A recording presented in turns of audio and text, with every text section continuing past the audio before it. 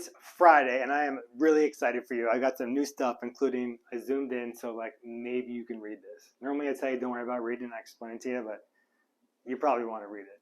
Today you can.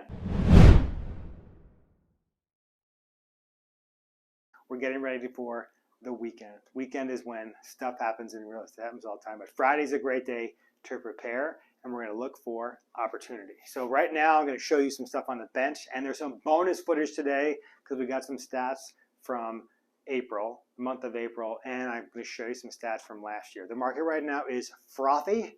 It's not the best way I can describe it. It's not hot or cold, but there's some unusual stuff happening. Prices are down from April of last year. They spiked up between that year. So are they trending down? Are there things changing? Yes.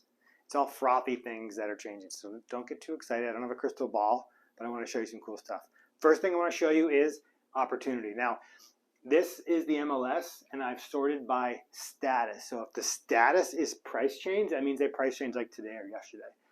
That's the biggest opportunity because that means this buyer is motivated. They're going into the weekend and they want to draw new people to the house that haven't seen it. This is an agent who owns this house. It was first listed at $515. They've done some price drops. It's finally below $500, so that's going to get some new eyeballs, but it's still not down all that much.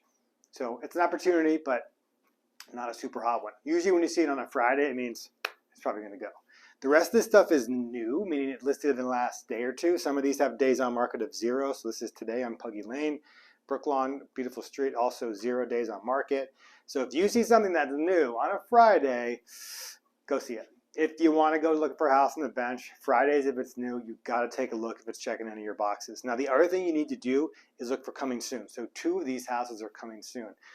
Coming soon could mean a number of things, but it could be as late as next week. You can actually do it for 2 weeks.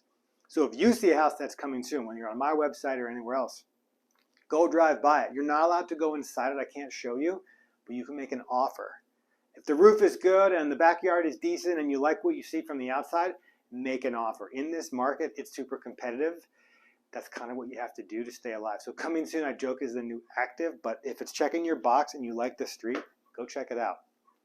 The other opportunities I'm seeing now, these are some awesome ones. There's 3 houses that are back on market. Now, back on market doesn't mean there's anything wrong with the house, but something happened. It could have been buyer financing. It could have been buyer changed their mind. Could have been something happened during the inspection. I've seen that. A leak during the inspection, buyer gets cold feet or wet feet and walks away. So it's not a bad thing, but the sellers are definitely nervous. Now, if you're a seller and you're back on market, have faith it's going to be okay.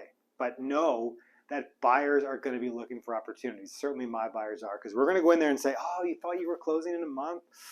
Be nice if you did, huh? Yeah, well, here's a decent offer. It's not as good as you had, but at least you're getting there, right? Those sellers had a taste of closing in their mouth, and they were ready.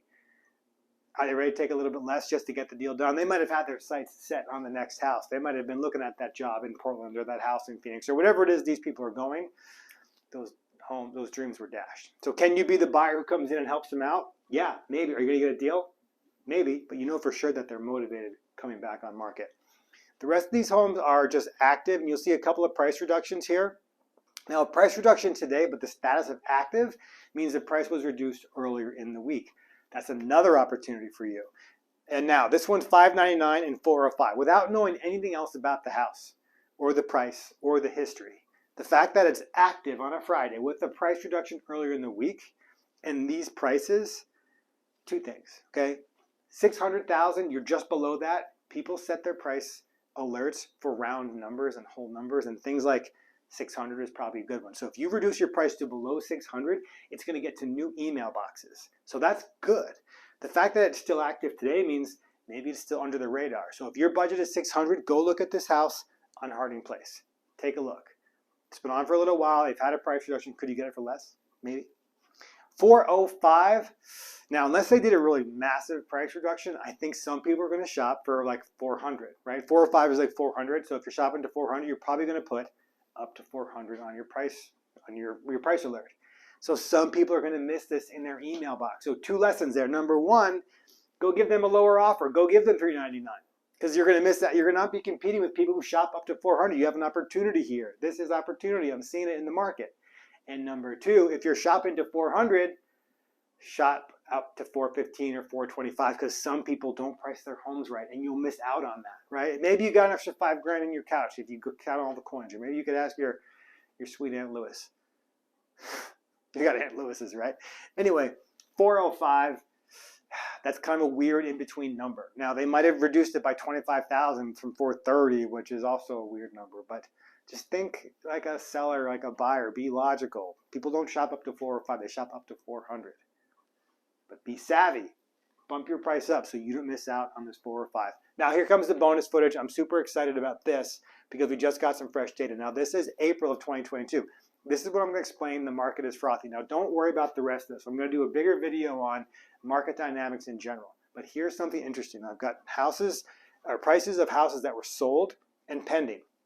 So the active homes this year, average price $535 on the bench. Sold $460. Okay, that makes sense. You list high, you probably take a little bit less, and you negotiate, and you have there's a ratio of asking price to sold price. But anyway, this is not unusual. $460. Keep that in mind. Okay. Now you go back a year. So this is stuff from April of last year, 2021. Average price is $565 for active. Close is $365. So they were not getting anywhere near what they were asking for, and that's okay. But the point is, we were asking $565 last year. We're only asking $535 this year. But what we were getting last year was $365. This year we're getting $435. So it's significantly higher for what's being sold as opposed to what's being active. So what I'm seeing and what this means is people are pricing things a little more conservatively. If sold prices went up by a lot, you'd expect asking or active homes to also go up by a lot. So let me just double check on what I said, because I think I said $435. Yeah, no, $460. It's a $100,000 difference in sold prices. That's crazy. It's true. It happened. But only a $30,000 increase in active listings.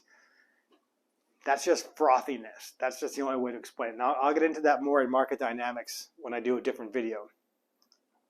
But it's also true in Ada County. So Ada County right now, all of Ada County, asking price $825, selling price $595. That's a bigger range because it's all across the entire county.